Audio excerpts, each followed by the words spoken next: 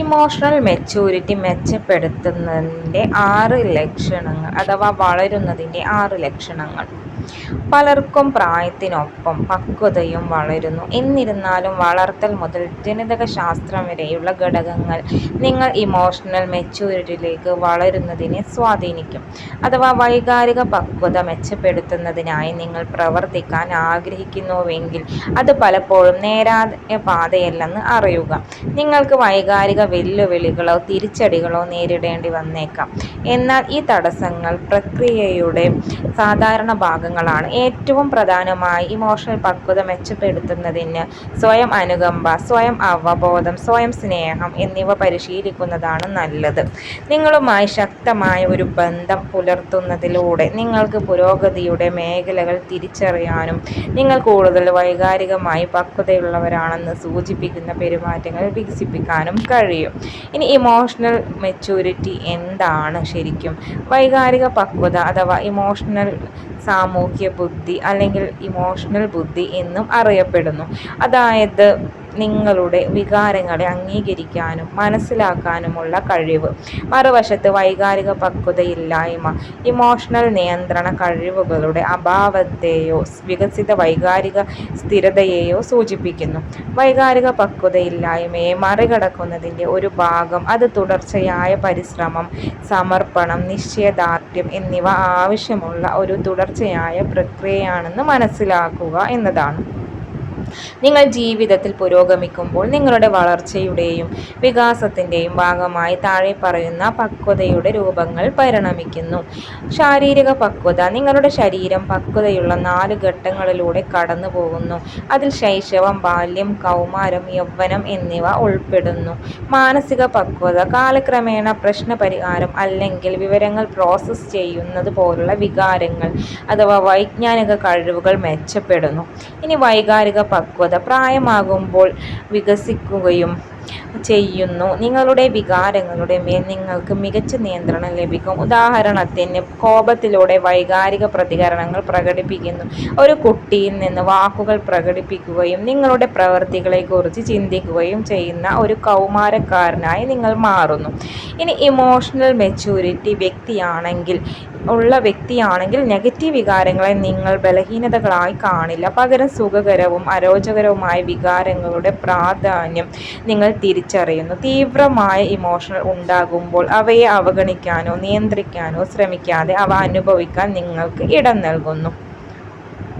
കൂടാതെ വൈകാരിക പക്വത നിങ്ങളുടെ തീവ്രമായ വികാരങ്ങളെ കൈകാര്യം ചെയ്യുവാനുള്ള കഴിവിനേക്കാൾ കൂടുതൽ സ്വാധീനം ചെലുത്തുന്നു.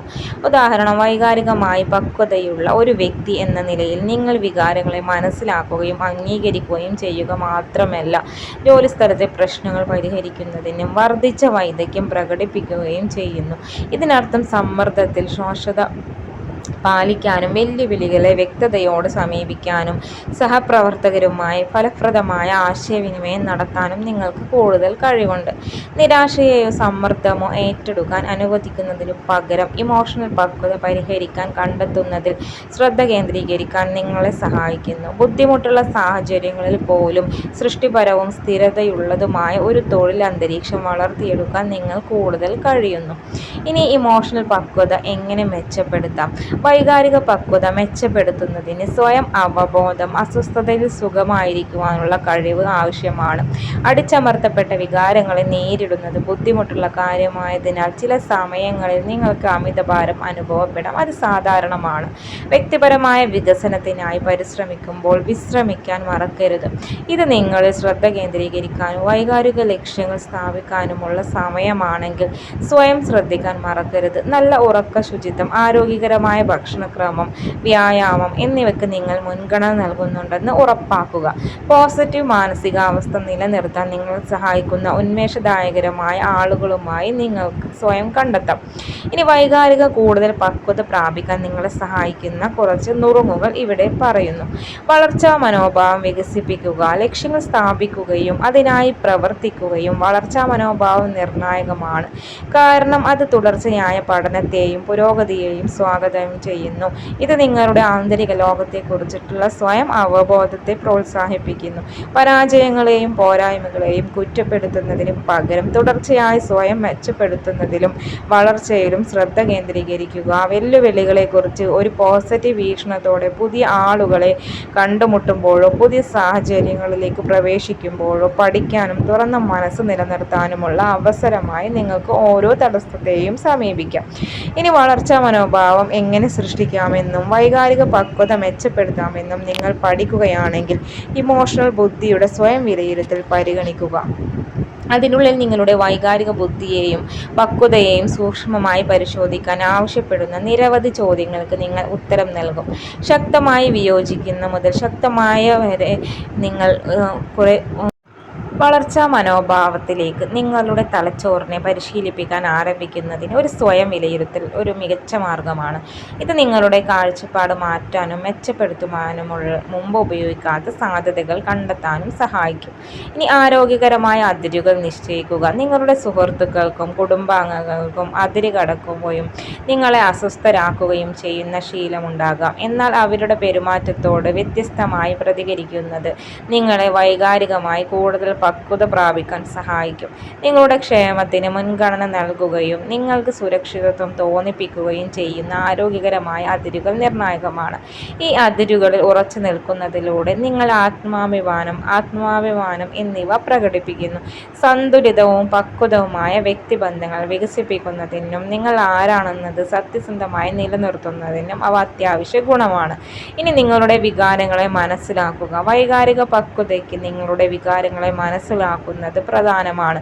എന്നാൽ വികാരങ്ങളുടെ ദുർബലതയും അവ പ്രകടിപ്പിക്കലും ഭയപ്പെടുന്നതായി തോന്നിയേക്കാം. ഇമോഷണലായി കൂടുതൽ മെച്യൂരിറ്റിയോടെ കൈകാര്യം ചെയ്യുന്നതിനുള്ള ആദ്യപടിയാണ് അവയെ തിരിച്ചറിയുകയും സ്വാഗതം ചെയ്യുകയും ചെയ്യുന്നത്. നിങ്ങളെ സന്തോഷിപ്പിക്കുന്നതും പ്രോത്സാഹിപ്പിക്കുന്നതും ആവേശഭരിതരാക്കുന്നതും എന്താണെന്ന് നിങ്ങൾക്കറിയാമെങ്കിൽ നിഷേധാത്മകതയുടെ ആദ്യ സൂചനയോടെ പ്രതികരിക്കുന്നതിന് പകരം നിങ്ങൾക്കത് നിങ്ങളുടെ നേട്ടത്തിനായി ഉപയോഗിക്കാം. ഇനി എന്താണ് നിങ്ങളെ അസ്വസ്ഥരാക്കുന്നതെന്നും എന്തുകൊണ്ടാണ് സ്വയം ചോദിക്കുക. കൂടാതെ നിങ്ങളുടെ വികാരങ്ങൾ നിങ്ങൾ കൂടുതൽ മനസ്സിലാക്കുന്തോറും മറ്റുള്ളവരോട് കൂടുതൽ സഹാനുഭൂതിയും അനുകമ്പയും പ്രകടിപ്പിക്കാൻ നിങ്ങൾക്ക് കഴിയും. ഇനി നിങ്ങളുടെ തെറ്റുകൾ സ്വന്തമാക്കുക. എല്ലാവരും ഇടയ്ക്കിടെ തെറ്റുകൾ വരുത്താറുണ്ട്. എന്നാൽ വൈകാരികമായി പക്വത പ്രാപിക്കാൻ ശ്രമിക്കുമ്പോൾ നിങ്ങളുടെ തെറ്റുകളോട് നിങ്ങൾ എങ്ങനെ പ്രതികരിക്കുന്നു, ഉത്തരവാദിത്തം എങ്ങനെ ഏറ്റെടുക്കുന്നു എന്നതാണ് പ്രധാനം. ഇനി അടുത്ത തവണ നിങ്ങൾ ഒരു തെറ്റ് ചെയ്യുമ്പോൾ ഒഴിവ് കഴിവ് പറയാതെ ക്ഷമ ചോദിക്കാൻ ശ്രമിക്കുക. ഓരോ തെറ്റും പുതിയ കഴിവുകൾ പരിശീലിക്കാനും നിങ്ങളെക്കുറിച്ച് കൂടുതൽ അറിയാനും വൈകാരികമായി കൂടുതൽ പക്വത പ്രാപിക്കാനുമുള്ള ഒരു പഠനാവസരമായി കാണുക.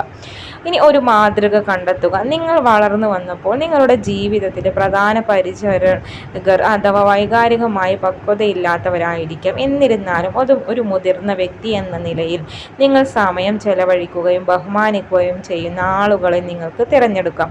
ഈ പോസിറ്റീവും ഉന്മേഷദായകവുമായ വ്യക്തികൾ വൈകാരിക പക്വത മെച്ചപ്പെടുത്തുന്നതിന് നിങ്ങളെ സഹായിക്കുന്നു. സ്വന്തം വികാരങ്ങളെ ബഹുമാനിച്ചുകൊണ്ട് അവർ വെല്ലുവിളി നിറഞ്ഞ സാഹചര്യങ്ങളെ എങ്ങനെ കൈകാര്യം ചെയ്യുന്നുവെന്ന് നിരീക്ഷിക്കുക.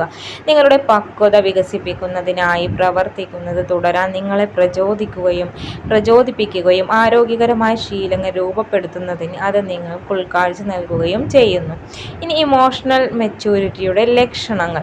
വൈകാരിക ബുദ്ധി കഴിവുകൾ വികസിപ്പിക്കുന്നതിനായി നിങ്ങൾ പ്രവർത്തിക്കുമ്പോൾ ഇമോഷണൽ മെച്യൂരിറ്റിയുടെ ലക്ഷണങ്ങളെക്കുറിച്ചുള്ള അവബോധം നിങ്ങളുടെ പെരുമാറ്റത്തെ നയിക്കാൻ സഹായിക്കും. നിങ്ങൾ എവിടെയാണ് മികവ് പുലർത്തുന്നതെന്നും എവിടെയാണ് ബുദ്ധിമുട്ടുന്നതെന്നും തിരിച്ചറിയുന്നത് നിങ്ങളുടെ ശ്രമങ്ങൾ എവിടെ കേന്ദ്രീകരിക്കണമെന്ന് നിർണ്ണയിക്കാൻ സഹായിക്കും. നിങ്ങളുടെ വൈകാരികമായ പക്വതയുടെ ആളാണെന്നതിൻ്റെ 5 ലക്ഷണങ്ങൾ ഇതാ. നിങ്ങൾ സഹാനുഭൂതിയുള്ള ആളാണ്. വൈകാരിക പക്വത നിങ്ങളെ സാഹചര്യങ്ങളെയും അനുഭവങ്ങളെയും മറ്റൊരാളുടെ വീക്ഷണകോണിൽ നിന്നും കാണാൻ അനുവദിക്കുന്നു. ഒരാൾ എപ്പോൾ ഒരു പ്രയാസകരമായ സമയത്തിലൂടെ കടന്നു പോകുന്നുവെന്ന് നിങ്ങൾക്ക് മനസ്സിലാകും. സഹാനുഭൂതിയും വൈകാരിക പക്വതയും ഉപയോഗിച്ച് നിങ്ങൾക്ക് മറ്റൊരാളുടെ അനുഭവം ശരിക്കും മനസ്സിലാക്കാനും അവരോട് അനുകമ്പ തോന്നാനും കഴിയും. നിങ്ങളുടെ സ്വന്തം കാഴ്ച നഷ്ടപ്പെടാതെ അവരുടെ വികാരങ്ങളെ അവരുടെ വീക്ഷണകോണിൽ നിന്ന് കാണാനും കഴിയും. ഇനി ആരോഗ്യകരമായ അതിരുകൾ നിങ്ങൾക്ക് സജ്ജമാക്കാൻ കഴിയും. ആരോഗ്യകരമായ അതിരുകൾ നിശ്ചയിക്കാൻ വൈകാരിക അവബോധവും പക്വതയും ആവശ്യമാണ്. ഒരു അതിർത്തിയോടുള്ള നിങ്ങളുടെ അസ്വസ്ഥത തിരിച്ചറിയാനും അത് എന്തുകൊണ്ട് നിലനിൽക്കുന്നു എന്ന് വ്യക്തമാക്കാനും കഴിയുമെങ്കിൽ നിങ്ങൾ വൈകാരിക പക്വത പ്രകടമാക്കുന്നു. നിങ്ങളുടെ അതിരുകൾ സ്ഥാപിക്കപ്പെട്ടു കഴിഞ്ഞാൽ അവ നിലനിർത്തുകയും നിങ്ങളുടെ യഥാർത്ഥ സ്വത്വത്തോട് സത്യസന്ധത പുലർത്തുകയും ചെയ്യേണ്ടത് പ്രധാനമാണ്. ഇനി തെറ്റുകളുടെ ഉത്തരവാദിത്തം നിങ്ങൾ ഏറ്റെടുക്കുക. തെറ്റുകൾ അംഗീകരിക്കുമ്പോഴോ ക്ഷമാപണം നടത്തുമ്പോഴോ അല്ലെങ്കിൽ ഒരു സംഘർഷം പരിഹരിക്കുന്നതിന് ബുദ്ധിമുട്ടുള്ള സംഭാഷണം നടത്താനുള്ള സന്നദ്ധകൾ കാണിക്കുമ്പോഴോ നിങ്ങൾ വൈകാരികമായി പക്വതയുള്ളവരായി പെരുമാറുകയാണ്. വൈകാരികമായി പക്വതയില്ലാത്ത ഒരു വ്യക്തി മറ്റുള്ളവരെ കുറ്റപ്പെടുത്തുകയോ പ്രതിരോധാത്മകമായി പെരുമാറുകയോ തെറ്റ് ചെയ്യുന്നതിന് ശേഷം ഉത്തരവാദിത്തം ഒഴിവാക്കുകയോ ചെയ്തേക്കാം.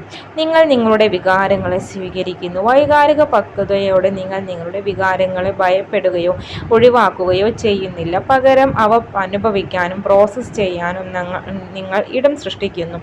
ആസ്വാദകരമായ വികാരങ്ങൾ പോലെ തന്നെ പ്രധാനപ്പെട്ടതും അസുഖകരമായ വികാരങ്ങളാണെന്ന് നിങ്ങൾ മനസ്സിലാക്കിയിരിക്കാം.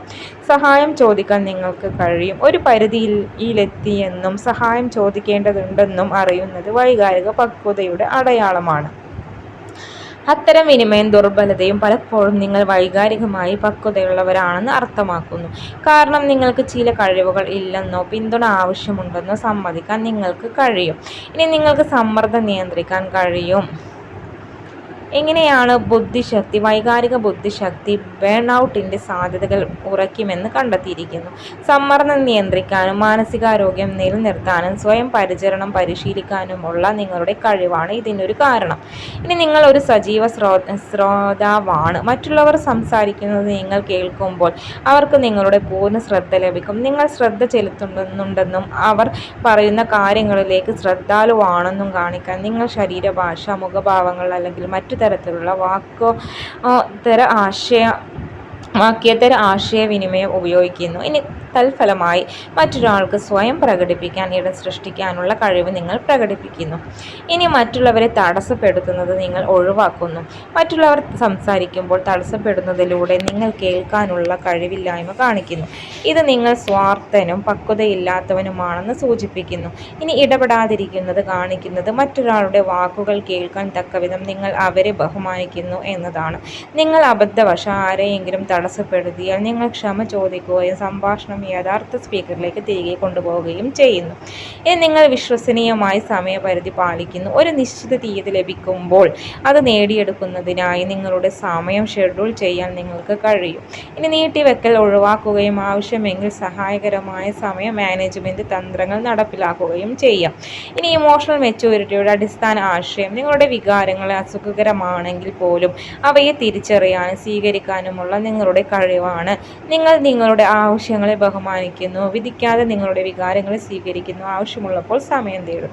ഇനി ഇമോഷണൽ മെച്യൂരിറ്റിയുടെ ലക്ഷണങ്ങൾ വൈകാരികമായി പക്വതയില്ലായ്മയുടെ ലക്ഷണങ്ങൾ പല സാഹചര്യങ്ങളിലും പ്രകടമാകാം. എന്നാൽ വൈകാരിക പക്വതയില്ലായ്മ എങ്ങനെ പ്രകടിപ്പിക്കാമെന്ന് പഠിക്കുന്നത് നിങ്ങൾ ഏതൊക്കെ ശീലങ്ങൾ മെച്ചപ്പെടുത്തണമെന്ന് തിരിച്ചറിയാൻ സഹായിക്കും. ഇനി നിങ്ങൾ വൈകാരികമായി പക്വതയില്ലാത്തവനാണെന്ന് തെളിയിക്കുന്ന 5 ലക്ഷണങ്ങൾ ഇതാ.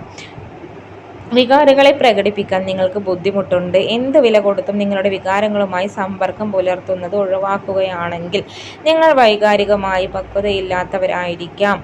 നിങ്ങളുടെ വികാരങ്ങൾ പ്രകടിപ്പിക്കാൻ കഴിയുന്നത്ര ദുർബലരാകാനോ നെഗറ്റീവ് അനുഭവങ്ങൾ അംഗീകരിക്കാനോ ബുദ്ധിമുട്ടാണെങ്കിൽ ഇത് പ്രത്യേകിച്ചും സത്യമാണ്. ഇനി മറ്റുള്ളവരെ കുറ്റപ്പെടുത്താൻ നിങ്ങൾ പ്രവണത കാണിക്കുന്നു. എന്തെങ്കിലും തെറ്റ് സംഭവിക്കുകയും മറ്റുള്ളവരെ കുറ്റപ്പെടുത്താൻ നിങ്ങൾ ആദ്യം പ്രേരിതനാവുകയും ചെയ്താൽ അത് വൈകാരിക പക്വതയില്ലായ്മയെ സൂചിപ്പിക്കാം. നിങ്ങളുടെ പ്രവൃത്തികൾക്ക് സ്വയം ഉത്തരവാദിയാകാതിരിക്കുകയോ ഉത്തരവാദിത്തം ഏറ്റെടുക്കാതിരിക്കുകയോ ചെയ്യുക എന്ന യാന്ത്രിക ചിന്തയാണിത്. നിങ്ങൾ നിങ്ങളെക്കുറിച്ച് മാത്രം ചിന്തിക്കുന്നുണ്ടാവാം, അല്ലെങ്കിൽ പ്രേരണ നിയന്ത്രണം ഇല്ലാതാകാം. നിങ്ങൾ സഹായം ചോദിക്കുന്നില്ല. ആവശ്യമുള്ളപ്പോൾ പോലും സഹായം ചോദിക്കാൻ നിങ്ങളുടെ ആശയവിനിമയ കഴിവുകൾ ഉപയോഗിക്കുന്നില്ലെങ്കിൽ അത് പക്വതയില്ലായ്മയെ സൂചിപ്പിക്കുന്നു. സുരക്ഷിതമില്ലായ്മയോ ബലഹീനതയോ തോന്നുമെന്ന് നിങ്ങൾ വളരെയധികം ഭയപ്പെടുന്നു. അതിനാൽ നിങ്ങൾ മാർഗനിർദ്ദേശം ചോദിക്കുന്നതിൽ നിന്നോ ജോലിസ്ഥലത്ത് തളർച്ചയുടെ ലക്ഷണങ്ങൾ അനുഭവപ്പെടുന്നുണ്ടെന്ന് അംഗീകരിക്കുന്നതിൽ നിന്നോ വിട്ടുനിൽക്കാം. ഇനി സമ്മർദ്ദം നന്നായി കൈകാര്യം ചെയ്യാൻ നിങ്ങൾക്ക് കഴിയില്ല. സമ്മർദ്ദകരമായ ഒരു ദിവസം നിങ്ങൾക്ക് ഉണ്ടായിട്ടുണ്ടെങ്കിൽ മറ്റുള്ളവരാൽ എളുപ്പത്തിൽ വേദനിപ്പിക്കപ്പെടുകയോ അസ്വസ്ഥനാകുകയോ ചെയ്താൽ അത് നിങ്ങളുടെ വികാരങ്ങളെ അകറ്റി നിർത്തുന്നത് കൊണ്ടാകാം.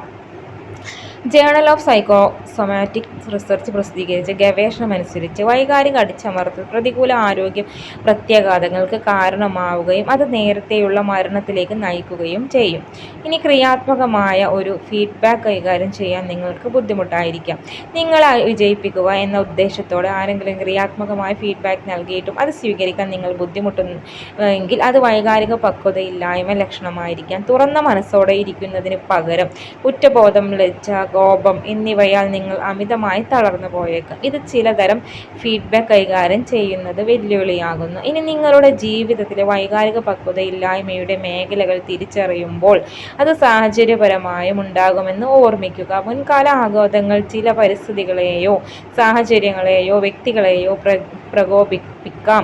തൽഫലമായി തീവ്രമായ വികാരങ്ങളെ കൈകാര്യം ചെയ്യാൻ നിങ്ങൾക്ക് ബുദ്ധിമുട്ട് അനുഭവപ്പെട്ടേക്കാം. നിങ്ങളുടെ പ്രേരണകളെ അല്ലെങ്കിൽ എങ്ങനെ കണ്ടെത്താമെന്ന് അറിയുക. ഇനി ഇമോഷണൽ മെച്യൂരിറ്റിക്ക് കാരണമാകുന്ന ഘടകങ്ങൾ. നിങ്ങളുടെ ഇമോഷണൽ പക്വതയില്ലായ്മയ്ക്ക് കാരണം എന്താണെന്ന് മനസ്സിലാക്കുന്നത് എങ്ങനെ വളരണമെന്ന് നന്നായി മനസ്സിലാക്കാൻ നിങ്ങളെ സഹായിക്കും. ഇനി ഇമോഷണൽ പക്വതയില്ലായ്മയ്ക്ക് കാരണമാവുന്ന ചില ഘടകങ്ങൾ ഇതാ. കുട്ടിക്കാലത്തെ ആഘാതം, അതിൽ അറ്റാച്ച്മെൻറ്റ് മുറിവുകൾ, പരിസ്ഥിതിയും ഉൾപ്പെടുന്നു.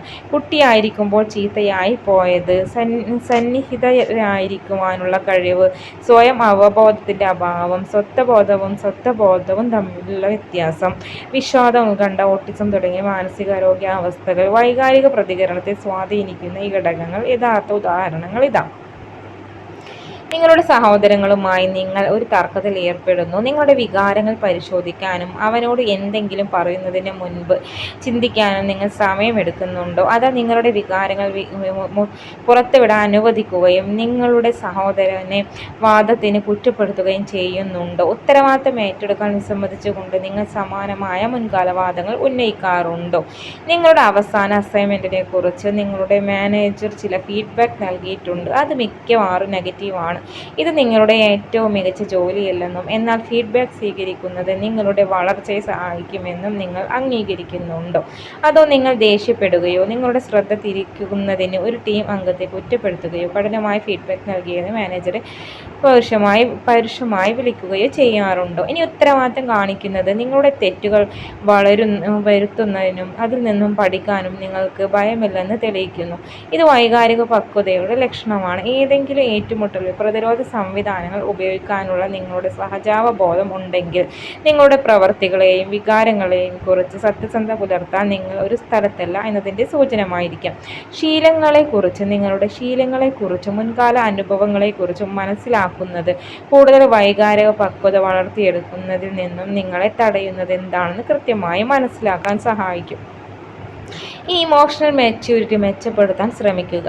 വൈകാരിക പക്വത മെച്ചപ്പെടുത്തുന്നത് തുടക്കത്തിൽ വെല്ലുവിളി നിറഞ്ഞതായിരിക്കും. ഒരു പ്രത്യേക പ്രായത്തിൽ എത്തിക്കഴിഞ്ഞാൽ വൈകാരികമായി പക്വത പ്രാപിക്കണമെന്നില്ല എന്ന് ഓർമ്മിക്കുക. പകരം നിങ്ങൾ എല്ലാ ദിവസവും പരിശ്രമിക്കേണ്ട ഒന്നാണിത്. വൈകാരിക പക്വത നിങ്ങളെ നന്നായി ആശയവിനിമയം നടത്താനും ആരോഗ്യകരമായ ബന്ധങ്ങൾ സ്ഥാപിക്കാനും കൂടുതൽ